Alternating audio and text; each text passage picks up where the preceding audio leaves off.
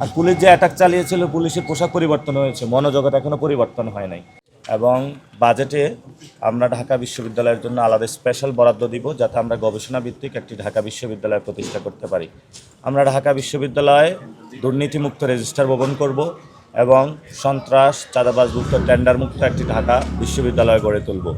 আমরা শিক্ষার্থীদের যে আবাসন সংকট রয়েছে সেগুলো আমরা সমাধান করব, ওনাদের যে খাদ্যের সমাধান রয়েছে সেগুলো ইনশাল্লাহ সমাধান করব এবং শিক্ষার্থীদের যে চাকরিতে যে বৈষম্য হচ্ছে সেই বৈষম্যের সমস্যার সমাধান করব। আমরা সাথে সাথে অনেকে টিউশনি করে চলে, সে সময় আমরা ফ্রিল্যান্সিং ইনস্টিটিউটের ব্যবস্থা করব, সেখানে যাতে তারা সুযোগ সুবিধা গ্রহণ করে পড়াশোনা চালিয়ে যেতে পারে। সাথে সাথে ঢাকা বিশ্ববিদ্যালয়ের সাথে বিভিন্ন ইন্ডাস্ট্রি সংযোগ স্থাপন করব, যেই সংযোগের মধ্য দিয়ে ডাবের স্টুডেন্টরা ফার্স্ট ইয়ার সেকেন্ড ইয়ার থেকেই তাদের এক্সপিরিয়েন্স অর্জন করবে চাকরির অভিজ্ঞতার আলোকে, যাতে পরবর্তীতে তাদের চাকরি জীবনে ভালো হয়, সেই জায়গাটা ইনশাল্লাহ আমরা ব্যবস্থা করবো। সবচেয়ে একটি বড় বিষয়, ঢাকা বিশ্ববিদ্যালয়ে যারা কর্মচারীরা রয়েছেন তারা অনেক বিপদে আছেন, না আছে থাকার জায়গা, না আছে খাবারের জায়গা, ভালো মানের খাবারের জায়গা, ওনাদের বেতন, বাংলাদেশের সব কিছু উন্নয়ন হয়, কর্মচারীদের বেতন বাড়ে না। তো সেই জন্য ঢাকা বিশ্ববিদ্যালয়ের ইনশাল্লাহ আমি একজন ছাত্র হিসাবে আমাদের কর্মকর্তা কর্মচারী যে ভাইরা রয়েছেন, ওনাদের যে বেতন বৈষম্য হচ্ছে, ওনারা অনেকদিন আন্দোলন করছেন, সেগুলো কোনো সমাধান হচ্ছে না। ইনশাল্লাহ আমি এগুলো নিয়ে কথা বলবো, সমস্যার সমাধানের চেষ্টা করব, আমি ওনাদের পাশে থাকবো ইনশাল্লাহ। আমাদের তো পরিবহন সেক্টর মাফিয়া সেক্টর চালায় ঢাকাতে, শুধু ঢাকা বিশ্ববিদ্যালয়ের না, আপনি উত্তরা রওনা দেন, মিরপুরে রওনা দেন, ঢাকা যে লক্কর জক্কর বাস, এগুলো তো গণ অভ্যুত্থানের পরে উঠার কথা, উঠে নাই তো। কারণ এই যে বিএনপির যে শিমুল ভাই আছে, মির্জা আব্বাস ভাই আছে, আরও অনেকে আছে, নাম ধরে বলতে পারি, তারা এই পরিবহন সেক্টরের নিয়ন্ত্রণ নিয়েছে।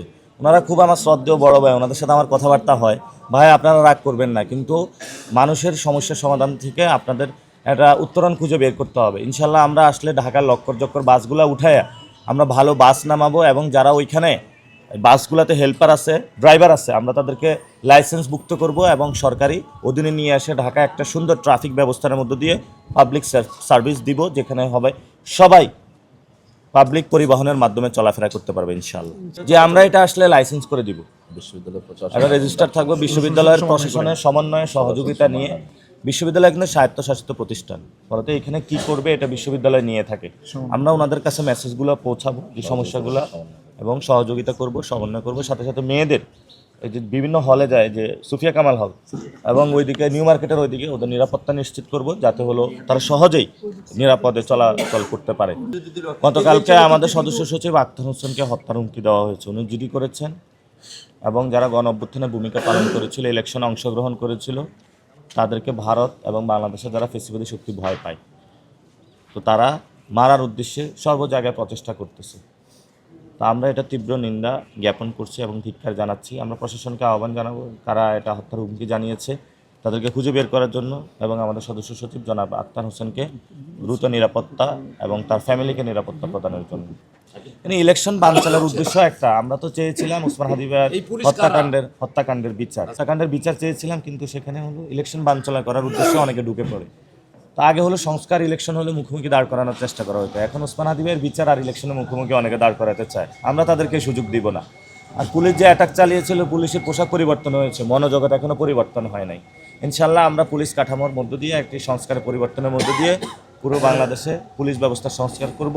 এটা কোনো পুলিশি স্টেট হবে না, এটা নাগরিক বান্ধব স্টেট হবে। আন্দোলন করতেই তো পারে মানুষ, আমি যদি অধিকার না পাই আমি তো আন্দোলনেই যাব, এটা তো আমাকে সংবিধান অধিকার দিয়েছে, তাই বলে আপনি আমার বুকে গুলি চালাবেন, এটা তীব্র নিন্দা আমরা পোষণ করছি।